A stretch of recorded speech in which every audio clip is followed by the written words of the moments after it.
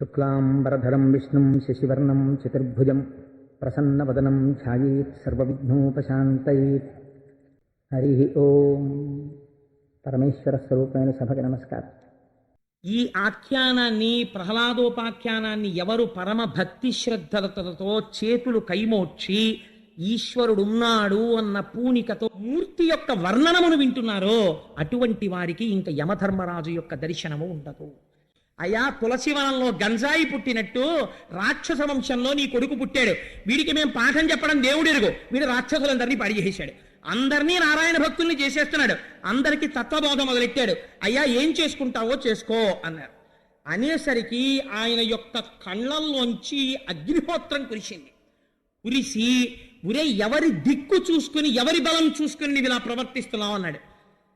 బలయుతులకు దుర్బలులకు బలమెవ్వడు, నాకు నీకు బ్రహ్మాదులకు బలమెవ్వడు, ప్రాణులకును బలమెవ్వండట్టి విభుడు బలమ సురేంద్ర అన్నాడు ప్రహ్లాదుడు. నాన్న, బలమెవ్వరు, నీకు దిక్కెవరని అడుగుతావు ఏమిటి? నీలో బలానికి కారణం ఎవరో వాడే నాలో బలానికి కారణం. బలహీనుడైన వాడిలో ఉన్న కొంచెం బలానికి కారణం ఎవరో, లోకాల్ని సంపాదించినటువంటి మహాబలవంతుల బలానికి కారణం ఎవరో వాడు నాకు దిక్కు నాన్న అన్నాడు. ఏమిరా నీకు దిక్కంటున్నావు కదా, వాడు ఎక్కడున్నాడో చెప్పగలవా అన్నాడు. ఎక్కడున్నావో చెప్పగలవా అని అడుగుతానేమిటి నాన్న? ఇదో వెర్రి ప్రశ్న. ఎంత జ్ఞానంతో మాట్లాడాడో చూడండి. ఇందుగలడందులేడని సందేహము వలదు చక్రి సర్వోపగతుండు, ఎందెందు వెదకి చూచిన అందందే కలడు దానవగ్రని వింటే. వెదకి చూచిన జ్ఞాననేత్రంతో చూస్తే దారువు కనబడదు, దంతి కనబడదు, దారువు కనబడుతుంది నాన్న. ఆభరణం కనబడదు, స్వర్ణం కనబడుతుంది, పాత్ర కనబడదు, మట్టి కనబడుతుంది. జ్ఞాననేత్రంతో చూడు, ఉన్నది నారాయణుడు ఒక్కడే ఉన్నాడు, అంతటా స్వామి ఉన్నాడు, నువ్వు చూడడానికి ప్రయత్నం చేయి అన్నాడు. అని చిత్రం ఏమిటో తెలుసా అండి? ఒక పక్క తండ్రి ఆగ్రహంతో ఉంటే అంతటా నారాయణుడు ఉన్నాడని చెప్పడానికి ఆనంద పారవస్యం వచ్చేసి, ఇది భక్తి జ్ఞానముల యొక్క కూడిక. పొంగిపోతూ నాట్యం చేసేట ప్రహ్లాదుడు. మీరు కావాలంటే భాగవతం చదవండి. నాట్యం చేసేస్తూ కలడంబోది కలండు గాలి కలడ ఆకాశంబునన్ కుంభినన్ కలడ అగ్నిన్ దిశలం పగళ్ళ నిశలన్ ఖజ్జోత చంద్రత్మలం కలడ ఓంకారమునం త్రిమూర్తుల త్రిలింగ వ్యక్తులందంతట కలండీశుండు కలండు తండ్రి వెతకంగానేల ఇయాయడం. నాన్న, ఎక్కడ లేడని అడుగు నాన్న. ఈశ్వరుడు లేని ప్రదేశం రాత్రులందు పగలందు ఆకాశమునందు పైన మధ్యలో సర్వభూతములయందు అగ్నియందు ఓంకారమునందు సమస్తమునంతటా నిండి నిబిడీకృతం అయ్యాడు నాన్న. ఆయన లేని ప్రదేశం లేదు అన్నాడు. అనేసరికి ఈయనకి ఎంత ఆగ్రహం వచ్చిందంటే, ఇప్పుడు ఏదో ఒక చోటు చూపిస్తాడు, చూపుడు వేలు తిరుగుతోంది, ఇక్కడ ఉన్నాడా అంటాడు. అంతటా ఉన్నవాడు ఎప్పుడూ ఉన్నాడు, కానీ ఇక్కడ ఉన్నాడా అనేటప్పటికీ ఇప్పుడు ఒక మాట నిజం చెయ్యాలి, తన భక్తుడి మాట నిజం చెయ్యాలి. బయటికి వచ్చిన మరుక్షణం అవతార ప్రయోజనం నెరవేరిపోవాలి, హిరణ్యకశిపుడు నశించాలి. ఇప్పుడు ఎవరు జాగ్రత్త పడ్డారట? చెప్పినవాడు నాట్యం చేస్తున్నాడు. భక్తుడి స్థితిలా ఉంటుంది. హరి సర్వాకృతులంకలండనుచు ప్రహ్లాదుండు భాషింప, ఇంద్రుడు లేడు లేడనుచు దైత్యుండు తర్జింప, హరి సర్వాకృతులందాల్చే అని ఆయన సమస్త స్థావర జంగమోత్కరమైన ఈ జగంబునంతటం, ఈ సమస్త స్థావర జంగమాత్మకమైనటువంటి ఈ సమస్త ప్రపంచమనందు కూడా నరసింహాకృతిని దాల్చి చంపడానికి సిద్ధమై, వేలు ఎక్కడాగితే అక్కడి నుంచి బయటికొచ్చి ఉన్నాడు ఈశ్వరుడని నిరూపించడానికి శ్రీ మహావిష్ణువు సమాయత్తమవుతున్నారు. బ్రహ్మాండములే నరసింహాకృతిని దాల్చాయి ఆ రోజున. అటువంటి స్థితిలో ఇలా వేలు తిప్పి స్తంభమునందున్నాడా అని అడిగాడు. అడిగితే ప్రహ్లాదుడు అన్నాడు, అనుమానమా అన్నాడు. అయితే చూపించు అన్నాడు. నేను చూపించడం ఏమిటి, నువ్వు అడుగు వస్తాడు అన్నాడు. సింహాసనం మించి గబ గబ గబ గబ దిగి మెట్ల మించి దిగి గద ఎడంచేత్తో పట్టుకుని కుడి ఎరి చేతితో స్తంభం మీద ఒక్క దెబ్బ కొట్టాడు. అమ్మ బాబోయ్, పోతన గారు వచనానుసంధానం చేశారండి. అందులోంచి ఒక భయంకరమైనటువంటి మెరుపు మెరిసింది. అది ప్రళయకాలంలో మెరిసేటటువంటి మెరుపు ఎలా ఉంటుందో అటువంటి మెరుపు వచ్చింది. ఆ మెరుపు యొక్క కాంతికి అక్కడ ఉన్న వాళ్ళందరూ కూడా స్పృహ తప్పి పడిపోయారు. ప్రళయకాలమునందు పిడుగులు పడితే ఎటువంటి చప్పుళ్ళు వస్తాయో అంత భయంకరమైన ధ్వనులు వచ్చాయి.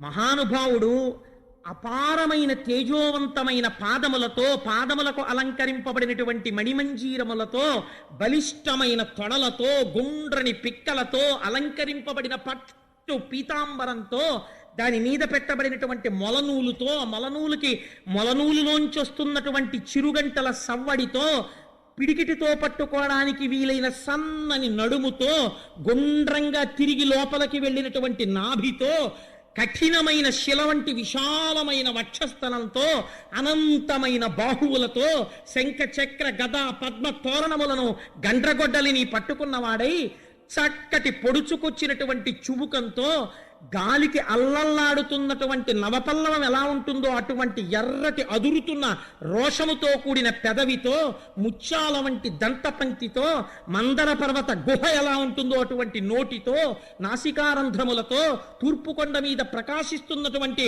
2 సూర్యుల అన్నటువంటి నేత్రములతో, విశాలమైన పాలభాగముతో, అంతటా ఆవరించిన ఎర్రటి జుట్టుతో, నవరత్న ఖచ్చితమైనటువంటి కిరీటంతో, అటు ఇటు శిరస్సుని కదుపుతుంటే ఆయన యొక్క రోమములు ఆకాశమంతటా వ్యాపించి కొడితే సిద్ధుల యొక్క విమానములు కింద పడిపోయాయి. ఆనాడు స్తంభంలోంచి బయటికొచ్చి గర్జన చేసి ఘూర్నిల్లితే ఆ ధనులకు సముద్రములు తిరుగుడు పడ్డాయి. భూమి కంపించి బద్దలైపోయింది. ఎక్కడి వాళ్ళక్కడ స్తంభీభూతులై ప్రళయం వస్తోందనుకున్నారు. ఇటువంటి మూర్తిని చూసి కూడా దుస్సాహసం చేశాడు హిరణ్యకశిపుడు. కత్తి పట్టుకుని స్వామి మీద పడ్డాడు. పడితే గాలిన్ కుంభిని అగ్నియంబువల ఆకాశస్థలిన్ దిక్కులన్ రేలన్ ఘస్రములన్ తమ ప్రభల భూరిగ్రాహ వ్యాళాదిత్య నరాది జంతు కలహ వ్యాప్తిన్ సమస్త్రాస్త్ర శస్త్రాలిన్ మృత్యువులేని జీవనము లోకాధీశ ఇప్పించవే. ఇంటి పెద్ద చతుర్ముఖ బ్రహ్మగారి మాట నిజం చెయ్యాలి. ఆ స్తంభంలోంచి బయటికొచ్చి చంద్రహాసాన్ని దూస్తున్నటువంటి హిరణ్యకశిపుణ్ణి ఆనాడు తాను ఎలా ప్రతిజ్ఞ చేశాడో అలా కలుగులోంచి బయటికొచ్చిన నాగుపాము అటుగా వెడుతున్న ఎలకని ఒడిసి పట్టినట్టు తన ఎడమ చేతితో హిరణ్యకశిపుడి యొక్క తొడ పట్టుకుని గడప దగ్గరికి తీసుకెళ్లి ప్రళయకాలంలో వచ్చేటటువంటి ధ్వనిలాంటి గర్జన చేస్తూ ఆ గడప మీద కూర్చుని తన తొడల మీద పారేసి భయంకరమైనటువంటి కనుబొమలని వేయి ఇంద్రధనస్సులొక్కసారి మెరిచినట్టు ముడివేసి ఘోరమైన స్వరూపంతో ఇలా చూస్తుంటే మిరిసిపోతున్న దంస్ట్రలు, ఆ నోరు, కాలనాగు వేలాడుతున్నట్టున్న నాలుక, పెద్ద పెద్ద గోళ్ళు, అటువంటి స్వామి ఇన్ని బాహువులనిత్త గోళ్ళు చూపిస్తుంటే ఆయన స్వరూపాన్ని చూసి పువ్వులోకి వెళ్ళినటువంటి కందిరీగ తుమ్మెదని చూసి అన్నీ మరిచిపోయినట్టు ఆయననే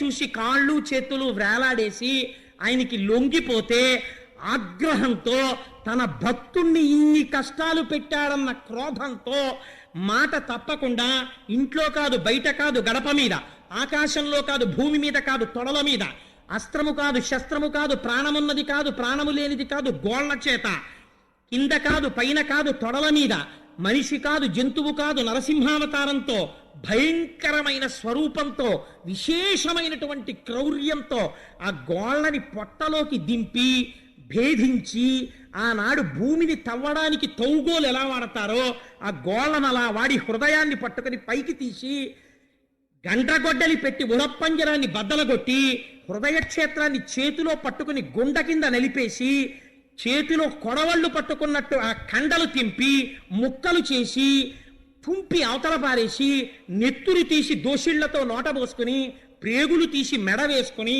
ప్రళయ గర్జన చేస్తూ నృసింహావతారం నించుంది.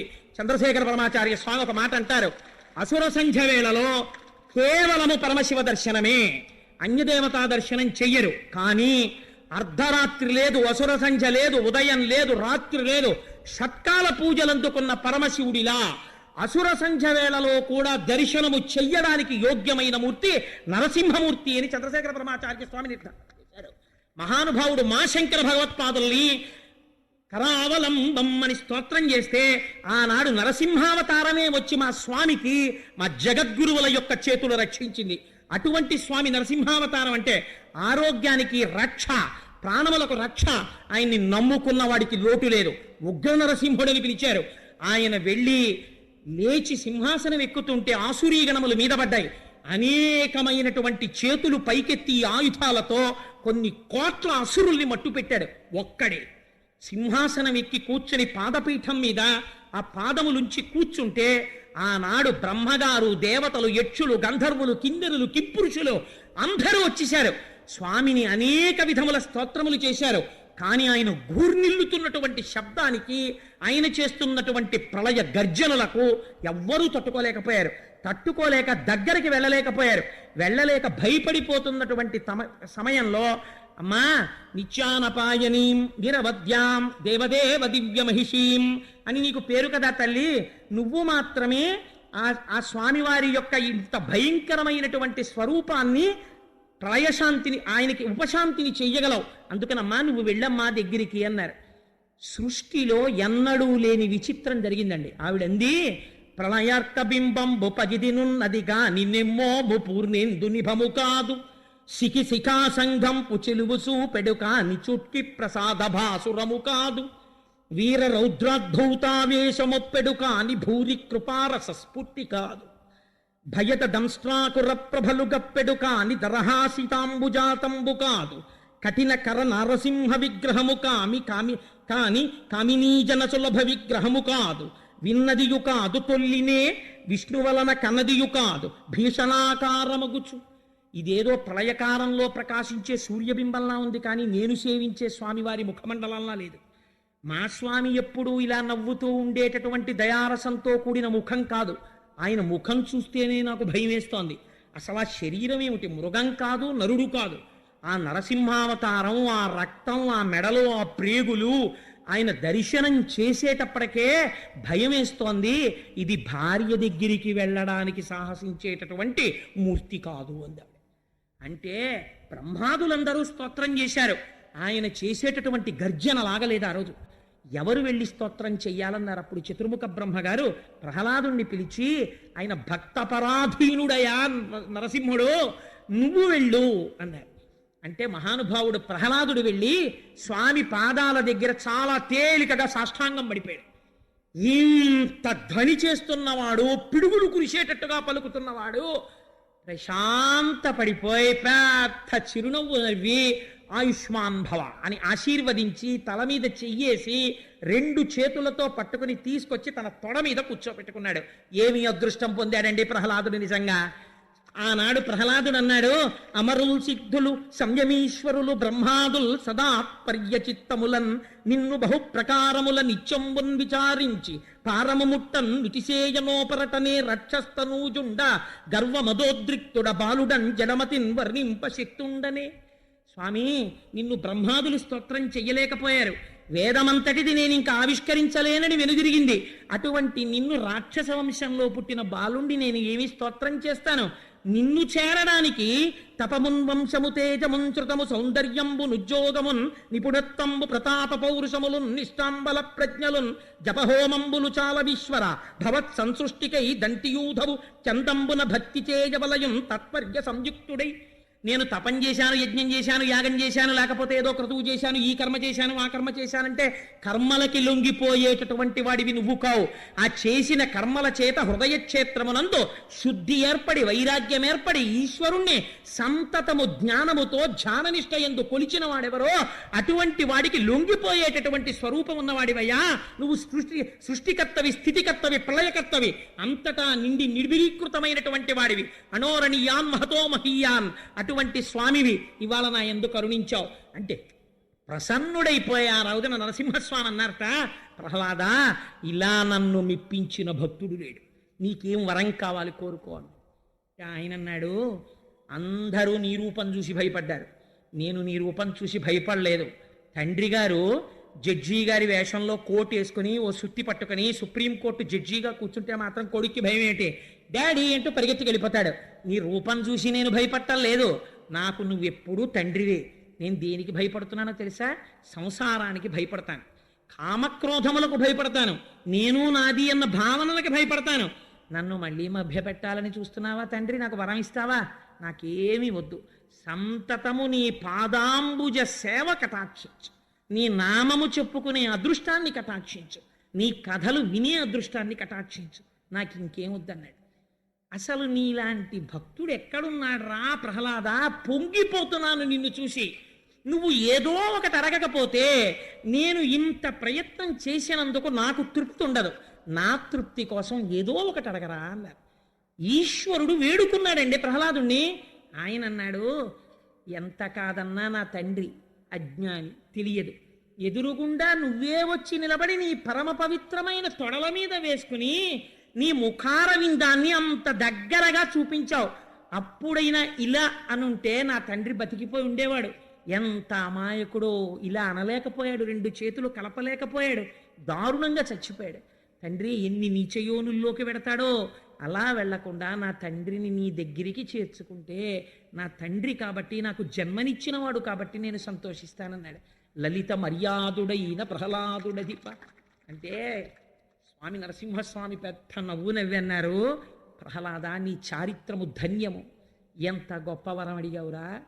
ఏనాడు నీ తండ్రి నేను కోరలు విప్పి పళ్ళు చూపిస్తూ గోళ్ళిలా పెట్టి నా నేత్రములతో చూస్తూ ఉంటే అతి దగ్గరగా మహర్షులు మునీంద్రుడు కూడా చూడని నా రూపమును తేజోహీనుడై అలా చూస్తూ ప్రాణములను వదిలాడో ఆనాడే నాకు దగ్గరైపోయాడు. అందుకని నువ్వు నీ తండ్రి గురించి బెంగపెట్టుకోకు, రాజ్యపాలన చేసి వంశాన్ని వృద్ధిలోకి తెచ్చుకో అని ఆనాడు స్వామివారు ఒక గొప్ప వరాన్ని మనకందరికీ కూడా కటాక్షించారు. అదే మనందరం తప్పకుండా స్మరించవలసినటువంటి పద్యం. ఆ పద్యంలో స్వామి అంటారు, నువ్వు అన్న పూనికతో వింటున్నారో ఉగ్ర నరసింహమూర్తి అయి తన భక్తులని బాధ పెట్టిన వాడి పట్ల కోపము తెచ్చుకున్న స్వామి యొక్క మూర్తి యొక్క వర్ణనమును వింటున్నారో, మళ్ళీ భక్తుడు చేసిన స్తోత్రమునకు ప్రసన్నుడైన మూర్తి కథని విన్నారో, అటువంటి వారికి ఇంకా యమధర్మరాజు యొక్క దర్శనము ఉండదు. విన్నారు కదా, భక్తుడు పిలిస్తే పలికే ఆ పరమాత్మ సర్వవ్యాపి అని ప్రహ్లాదుడు నిరూపించాడు. మనలో కూడా అలాంటి అచంచలమైన భక్తి ఉంటే ఆ స్వామి రక్షణ మనకు ఎప్పుడూ ఉంటుంది. ఇలాంటి మరిన్ని ఆధ్యాత్మిక సత్యాల కోసం మన మౌనికవాణి ఛానల్ను ఇప్పుడే సబ్స్క్రైబ్ చేసుకోండి. ఈ వీడియో లైక్ చేసి నరసింహస్వామి భక్తులందరికీ షేర్ చేయండి. ధన్యవాదాలు. జై నరసింహ.